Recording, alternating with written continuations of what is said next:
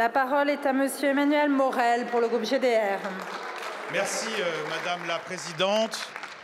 Ma question s'adresse à Monsieur le ministre de l'Économie et des Finances.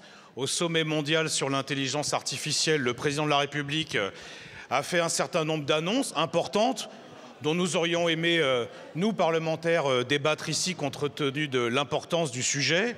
Ça nous aurait permis de dire que l'enthousiasme technophile ne fait pas une politique, surtout quand il occulte les risques et les dangers qui sont inhérents à certaines évolutions technologiques.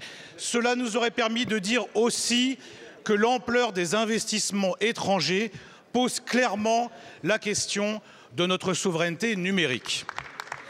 J'insiste sur un autre point, parce que le président a cette propension toujours recommencée à s'attribuer les mérites d'une réussite française. Mais le développement de l'intelligence artificielle, c'est quoi? C'est d'abord de l'électricité abondante et bon marché, c'est aussi la qualité de nos chercheurs et de nos ingénieurs. Et justement, votre politique n'a servi ni l'un ni l'autre, parce qu'on parle de la recherche publique française, de l'excellence de la recherche publique française, mais vous n'avez eu de cesse de la dégrader et de la maltraiter. Et j'en veux pour preuve le budget de la recherche et l'enseignement supérieur qui est diminué de 1 milliard d'euros et celui des investissements d'avenir de France 2030 diminué de 2,5 milliards. En réalité, chers collègues, le discours du président sur l'intelligence artificielle, c'est l'arbre qui cache la forêt. La forêt d'une industrie française qui va mal, une industrie qui est à l'avant-dernier niveau européen quand on regarde la part rapportée au PIB, au même niveau que la Grèce. Oui, parce que votre politique, pendant que le président parade, c'est des défaillances d'entreprises qui se multiplient et c'est aussi des plans sociaux dans l'automobile, dans la métallurgie, dans la chimie, comme en témoigne Lubrizol. Alors, Monsieur le ministre, que comptez-vous faire pour restaurer l'industrie française alors que vous sacrifiez la recherche et les... Merci, Monsieur le député. La parole est à Monsieur Éric Lombard, ministre de l'Économie et des Finances.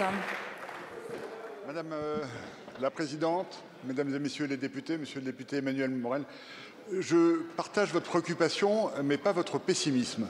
Parce que précisément, la politique que nous menons vise à protéger notre industrie exactement avec la méthode que vous suggérez.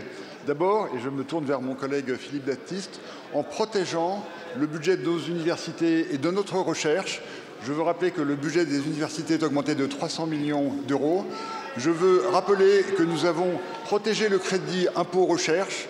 Je veux rappeler que France 2030, les évolutions dont vous parlez, c'est un lissage, mais que l'enveloppe reste inchangée et que nous nous mettons dans les pas du rapport de Mario Draghi. Une économie de la connaissance doit être basée sur la recherche, sur la connaissance. C'est ça qui nous permet de gagner en compétitivité et c'est la compétitivité qui fait l'emploi et qui fait les usines de demain. Je veux maintenant revenir sur le sommet sur l'intelligence artificielle qui précisément montre la réussite de cette politique. Parce que pourquoi est-ce que ce sommet est une réussite? Et que sont venus chercher les investisseurs internationaux dont vous parlez et effectivement que le président de la République a réuni en début de semaine? C'est bien les chercheurs français. Qu'est-ce qu'il y a derrière le succès de Mistral AI? C'est bien les élèves qui ont été formés dans nos universités, qui ont créé cette société, mais tant d'autres. J'étais hier à Station F, où on voit des dizaines de sociétés qui sont en train de naître, qui vont créer dans notre pays de l'emploi de qualité, du développement. Et enfin, effectivement, vous avez raison, tout cela s'appuie sur une énergie bon marché, sur une énergie décarbonée. Et d'ailleurs, nous aurons l'occasion avec le ministre Marc Ferracci de présenter dans les semaines qui viennent notre plan permettant de développer encore cet avantage compétitif pour l'industrie française qu'est notre projet énergétique, encore une fois décarboné et bon marché. Merci. Merci beaucoup, Monsieur le ministre. La parole est à Monsieur Maxime.